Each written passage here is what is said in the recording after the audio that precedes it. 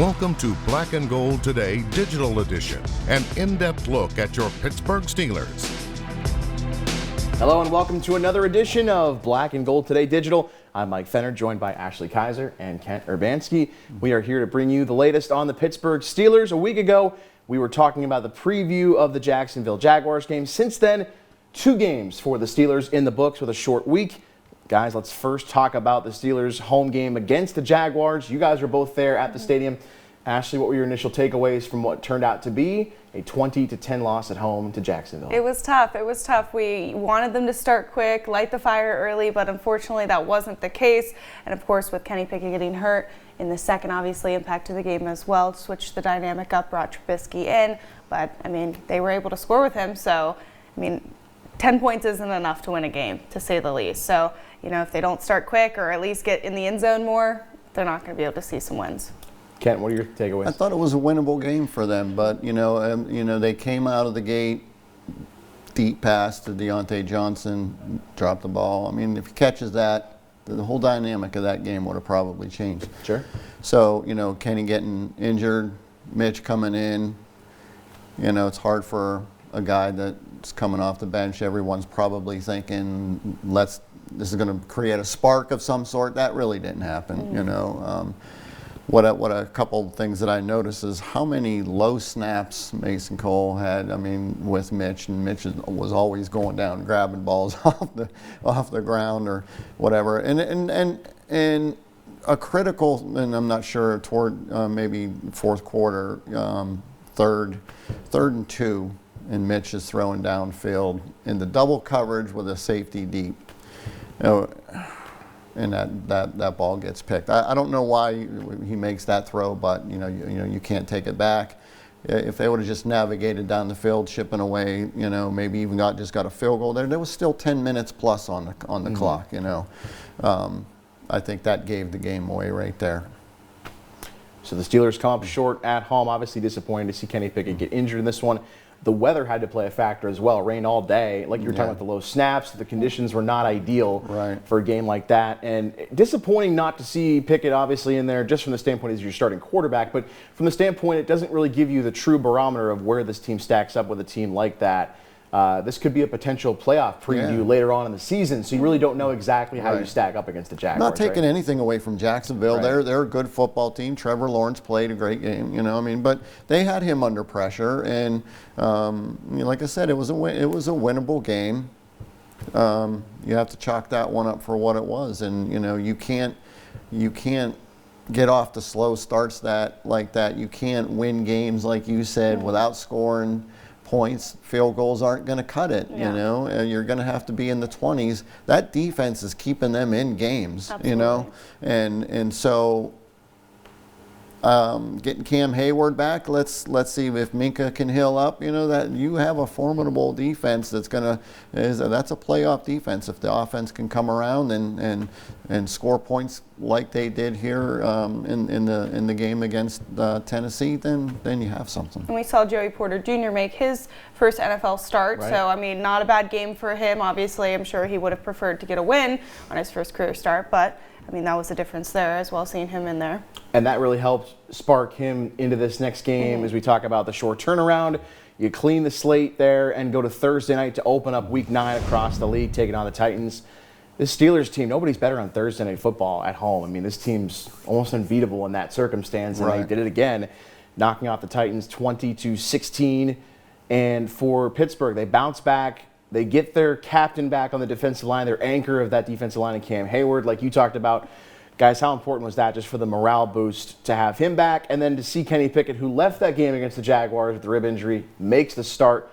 2 guys that are important to this team that really gutted through one. I think that builds their confidence, right? Have 2 guys back that they really know lead the team and build the morale. Obviously, that's going to make them more confident. We see it in practice. We see it on the field. Cam is the glue guy. He brings the positive attitude. He brings the encouragement. So I think that definitely plays a big role in the game.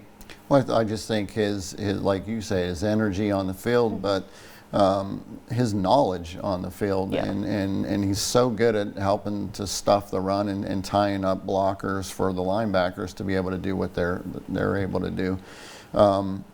Kenny gutted it out. I was down there at practice on Tuesday, which was a kind of an odd week because of the short week. I didn't really see him throwing too much, so I was kind of concerned about him coming into this game and how he was going to be. He looked good. He looked fine. He looked like he really wasn't suffering or holding back because of that injury, and I thought he played a pretty good game. Numbers statistically weren't out of this world, but he did what he had to do and made some key throws downfield to Deontay Johnson to keep drives alive. Got in the end zone with Deontay finally, and Najee Harris, good game. I thought he ran hard, and what can you say about Jaylen Warren? That guy just balls out every game and keeps the chains moving. Yeah, we have to talk about that quick start because they finally were able to do it and score on in the beginning of the game in the first start things off and get on the board first. So what did you think of that? Seeing change of pace and getting the game started early? Well, a couple of things. Matt Canada, the offensive coordinator, on the sidelines instead of in the press box. I think that's going to be a staple now. It seemed like that worked. And then the opening coin toss, they take the ball. I mean, not a lot of teams do that in general, but especially for a team that cannot score in the first quarter, seemingly. I thought that was really interesting. They took the ball first, went down and scored on that opening drive. Najee Harris, the 10-yard rushing touchdown. They went about 10, 11 plays, 78 yards to open the game. I think that had to give the offense a little juice that they decided to take the football first. Yeah, you saw the excitement even with the coaching staff on the sideline after. It's like this weight has been lifted off of their shoulders. Finally, the sun coming out. Right, it's been so long since we've seen them score in the first half of the game, let alone the first quarter and opening drive. So I mean, definitely had to switch things up for them. Set the tone, fired the crowd up, and that's what you need to do, and that's what everybody's been waiting for. So. If you're gonna compete in December and January, you need to score early and not wait until fourth quarter heroics to win games. It seemed like the Steelers wanted to go and stretch that Tennessee defense horizontally with the passing game too, and it seemed like that quick passing game played right into the hands of not only an injured Pickett to try to get the ball out quickly and avoid him taking those hits, but it also just made for some easier throws. Let those receivers, let those backs get open in space and make some plays without having to throw the ball downfield too often. It seemed like it was the perfect game plan because they just kept going side to side all down the field. They never sacked him once, never got it, so that was a great protection plan for him. And I'd really like to see more. Been calling for more passes to the tight ends. Finally, Mount Washington got a reception for a key first down too. So late game execution key in this one because they trailed at 13-10 at the half, 16-13 in the fourth quarter. How about that go-ahead touchdown drive, guys? 92 yards in the drive. Deontay Johnson, a huge third down conversion. Jaylen Warren, a big run, and then Deontay again. We talked about the scoring drought. 665 days between touchdown catches. His last one was from Big Ben. He's been retired for over, That it was like a first birthday party celebration. It seemed like for the crowd, for Deontay, for the coaching staff, and everybody. Well, and we talked about him making his return and how that could change things for the offense. Obviously, he said Kenny Pickett might feel a little more confident with him out there, might open some more opportunities to score, and it clearly is because we're hearing his name a lot. We're seeing him make catches, so it's definitely a positive. No doubt about it. This was a key AFC win, a win that the Steelers really had to have to move it to 5-3. If you go to 4-4 with 3 AFC losses, it's going to be tough sledding to try to recover in this stretch and taking advantage of those home games. It's the second of 3 straight home games for the Steelers. Just any takeaways from this short week collectively when you have a 1-1 split? Obviously, you wanted to win both, but what can you say about the way they bounced back and just wiped away that loss and were able to get it done on Thursday night? For sure. I feel like it's easy to, stay down after a loss like that. And with the quick turnaround, you don't have a lot of time to make changes to what you need to fix for another game. But they absolutely did it. And they made, more improvements than I would even think they were able to do in such a short time frame. So I think it sets the tone for this next home game. And I think they can get another win. Yeah, 5-3 looks a lot better than 4-4, right? So, and going, with like you said, another home game, taking advantage of that, probably another winnable game. You can't take things for granted. You got to go out there and play and win that game. Now you're heading, 2 games to Ohio. And even if you split one of those, you're still in really good shape.